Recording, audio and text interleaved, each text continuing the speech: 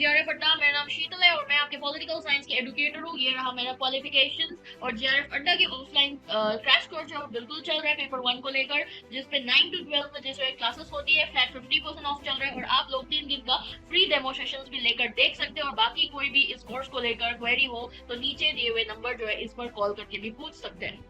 आज का जो सेशन है वो बहुत इंपॉर्टेंट रहने वाला है आप सभी लोगों के लिए, खासकर पॉलिटिकल साइंस स्टूडेंट्स के लिए, क्योंकि एक बूमिंग टॉपिक, एक हाईलाइटेड टॉपिक जो है वो बन गया है। और जब भी कोई चीजें हाईलाइटेड होता है ना तो बहुत सवाल आने के चांसेस जो वो रहता है, जैसे कि इंडस वाटर ट्रीटी, ये आपके सिलेबस में भी आता है, ठीक है। और यहाँ पर जो है आपको डिटेल्स तक जाना पड़ेगा, क्योंकि यहाँ पर डिटेल आपका जो इन डेप्थ क्वेश्चन है यहाँ पर आ सकते हैं इस बार आपके यूजीसी नेट जून टारगेट जो कर रहे हैं बच्चे उन लोगों के लिए खास करके। क्योंकि अगर हम इस तरीके से देखा जाए तो लास्ट ईयर आपके इटली का जो इलेक्शंस है, आपके यूएस का जो इलेक्शन है, डोनाल्ड ट्रंप वाला जो फिर से जो डॉक्ट्रिन आया वो बहुत ज्यादा हाईलाइटेड हुए थे और इससे बहुत सारे सवाल जो है हमें देखने को मिला था। लाइकवाइज अभी हाल फिलहाल में आपके इंडस वाटर ट्रीटी हो गया, आपके सार्क हो गया, ये सब चीजें जो है ना वो आपके शिमला अग्रीमेंट हो गया, ये सब चीजें जो है बहुत हाईलाइटेड टॉपिक हो गया है। और पॉलिटिकल साइंस सब्जेक्ट में ये सारी चीजें जो है ना आपके सिलेबस के अंदर आता है, तो इसीलिए यहाँ से बिल्कुल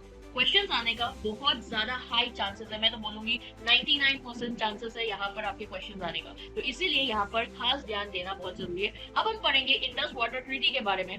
इंडस वाटर ट्रीटी क्या है, क्या करते हैं, कब साइन हुआ था, सिग्नेटरीज कौन था, इसका जो है हाल फिलहाल में सस्पेंड कर दिया गया तो उसका रेपरकशंस क्या था, ये सारी चीजें जो है ना आज डिस्कशंस करने वाले हैं। सबसे पहले मैं आप लोगों को बताना चाहती हूँ 19 सितंबर 1960 19 सितंबर 1960 में आपके प्रधानमंत्री पंडित जवाहरलाल नेहरू जी और प्रेसिडेंट अयूब खान के बीच में ये जो ट्रीटी है ना वो साइन किया गया था, ठीक है। आपका जो इंडस वाटर ट्रीटी है, ठीक है, ये जो है आपके इंडस वाटर ट्रीटी जो है ना ये फोकस किया गया था आपके कॉमन चैनल, जो वाटर के कॉमन चैनल जो है ना उसको शेयर करने को लेकर, ठीक है, उस क्रॉस बॉर्डर वाटर शेयरिंग को लेकर बेस किया गया था आपके पाकिस्तान और इंडिया के बीच, ठीक है।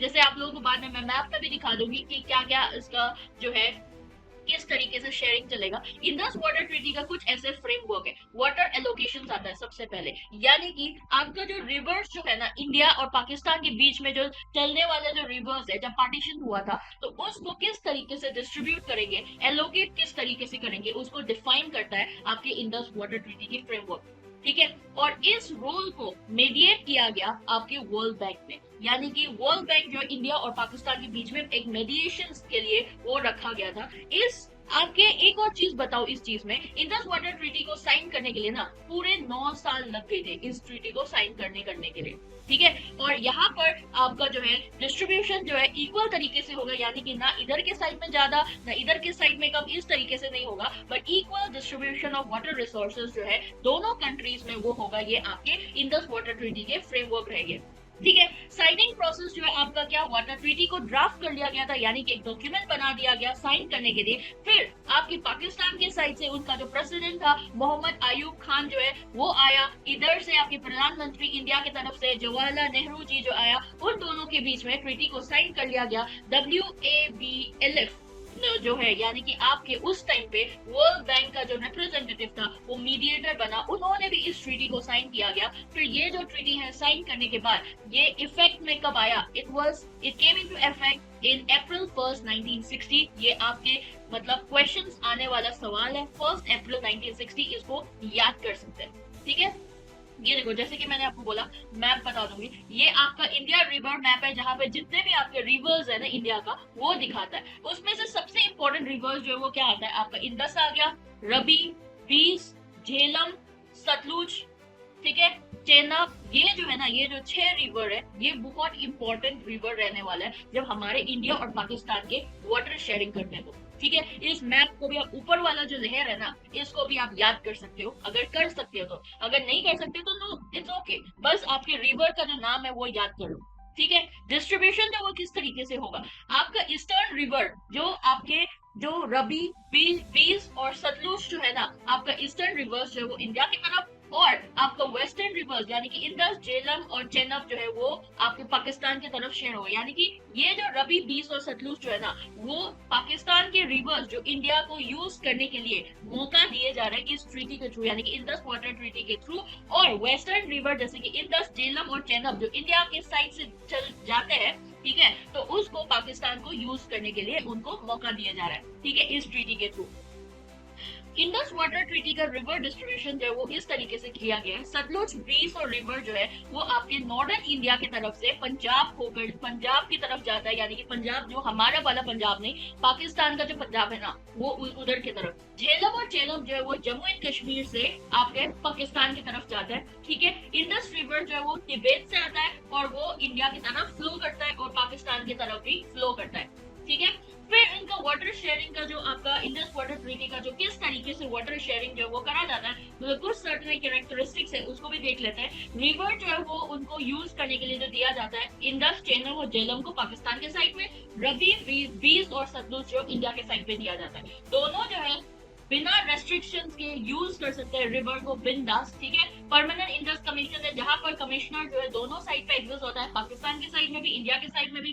कमीशन जो है वो उनका हर साल एक मीटिंग होना वो जरूरी है, वो मैंडेटरी है। और कमीशन का जो फंक्शन है वो क्या रहता है, आपके इंफॉर्मेशन को एक्सचेंज करना, कोऑपरेट करना आपके दोनों कमिश्नर्स के बीच में, पाकिस्तान के भी, इंडिया के भी, और उसके साथ साथ इंफॉर्मेशन को एक्सचेंज करना वो बहुत जरूरी फंक्शन रहता है आपके कमिश्नर्स के लिए, ठीक है।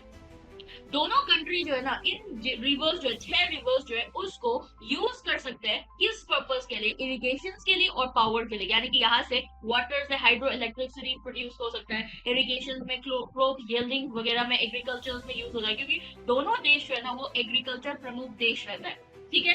पाकिस्तान जो है ना, आपकी जो रिवर्स है, ये जो रिवर्स है यहाँ से 80% टोटल वाटर फ्लो जो है वो पाकिस्तान को मिलता है, ठीक है, इंडस से। और उसके साथ साथ अब हम डिस्कस करने वाले हैं कि जैसे कि आप लोगों को पता होगा जो अभी हाल फिलहाल में पहलगाम वाला इंसिडेंट हुआ है, ठीक है, तो उसमें जो है आपके इंडियन साइड से अगर कोई बहुत बड़ा डिसीजन जो वो लिया गया था, जिसमें एक डिसीजन आता है आपकी इंडस वाटर ट्रीटी को सस्पेंड करना, उसका मेजर ड्रॉबैक्स पाकिस्तान की साइड से वो क्या रहने वाला है। सबसे पहले जैसे कि जब आपका ये ट्रीटी जो है वो सस्पेंड कर दिया जाता है ना, तो ये जो 3 रिवर्स वहां पे फ्लो कर रहे थे ना, उसके रोक दिया जाता है, उसको फ्लो जो है रोक दिया जाता है ना, यानी कि पानी की फ्लो जो है वो रोक दिया जाता है। और इसी वजह से वहां पर पानी के फ्लो जो है वो नहीं होगा पाकिस्तान में। तो जब उनको पानी नहीं मिलेगा, कब मिलेगा, जो भी आपके नेचुरल फ्लो जो है वो तो चलता रहेगा, पर वैसे डैम्स के थ्रू उनको जो है रोक दिया जाता है, तो प्लांट पानी की फ्लो जो है वो नहीं होगा। उस वजह से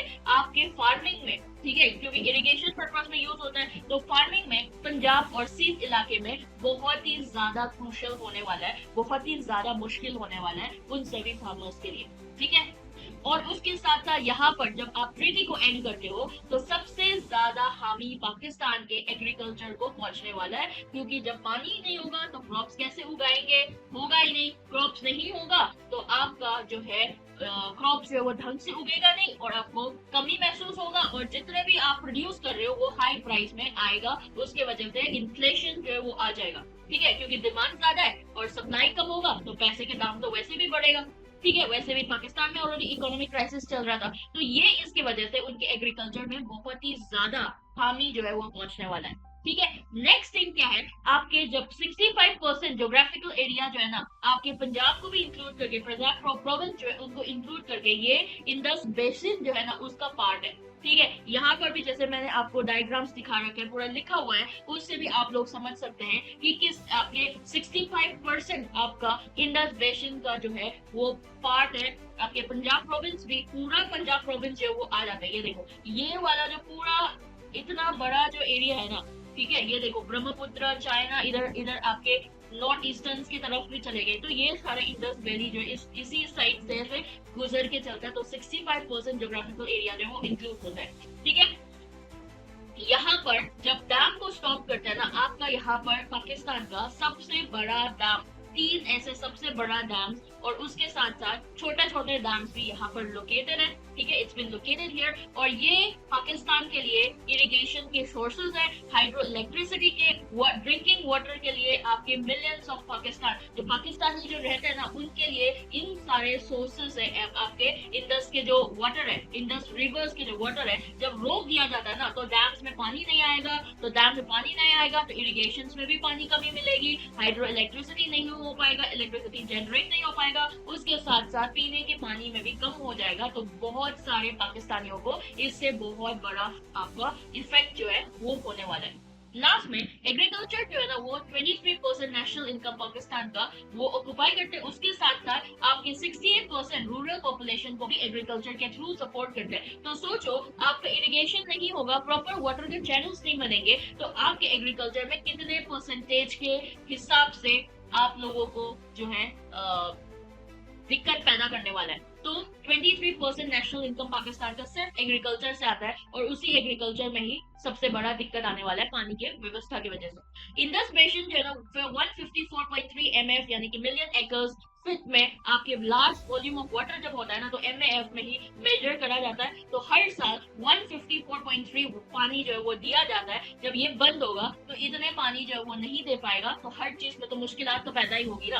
तो लास्ट में इंडस वाटर ट्रीटी का जो डिस्प्यूट रिजोल्यूशन जो है वो क्या है, परमानेंट इंडस कमीशन बनाना, न्यूट्रल एक्सपर्टीज होना और आपका कोर्ट ऑफ आर्बिट्रेशन होना, ठीक है। तो ये आपका ट्रीटी का डिस्प्यूट रिजोल्यूशन है। इसी तरीके से आपकी ट्रीटी का जो है डिस्प्यूट जो हो रखा है ना दोनों इंडिया और पाकिस्तान में, इसको भी रिजोल्यूशन जो है वो हो सकता है। और उसी के साथ आप सभी लोगों को बताना चाहती हूँ कि इसी तरीके से इंपॉर्टेंट फैक्ट्स जैसे आप यूट्यूब में लर्न कर रहे हो फ्री ऑफ कॉस्ट में, ऐसे डेली इंटरेस्टिंग फैक्ट्स आपके यूट्यूब में आता रहेगा। और उसके साथ साथ आप लोग अगर डिटेल कोर्स पढ़ना चाहते हो तो GRF अड्डा प्रीमियम को ज्वाइन कर सकते हैं। उसके लिए कंप्लीट लाइव क्लासेस, हर क्लासेस के साथ quizzes along with PDF, interview guidance program, handbook, doubt clearing session, 10 साल का PYQ, डिटेल सॉल्यूशंस के साथ फुल एंड मॉक टेस्ट और कंप्लीट स्टडी प्लानर आपका बिल्कुल चल रहा है। और आप लोग जो है इस अटेम्प्ट के लिए भी यहाँ पर इनरोल किया जा सकता है। अभी भी वक्त है, अभी भी टाइम है, आपका एग्जाम जो है वो निकल सकता है। पेपर 1 और पेपर 2 पॉलिटिकल साइंस को लेकर बोल रहे हो, अगर आप लोगों को सिर्फ पेपर 2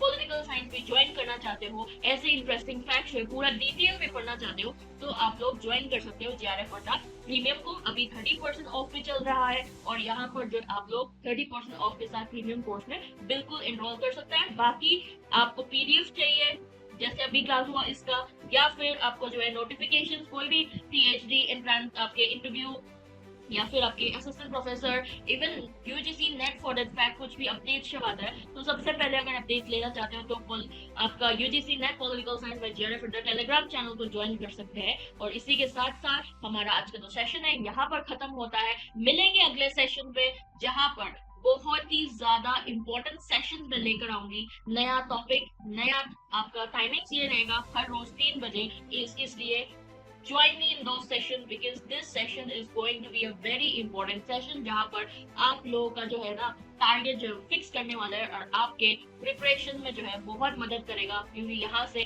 बिल्कुल शॉर्ट सवाल आने वाला है। तो bye bye, take care, thank you so much for watching.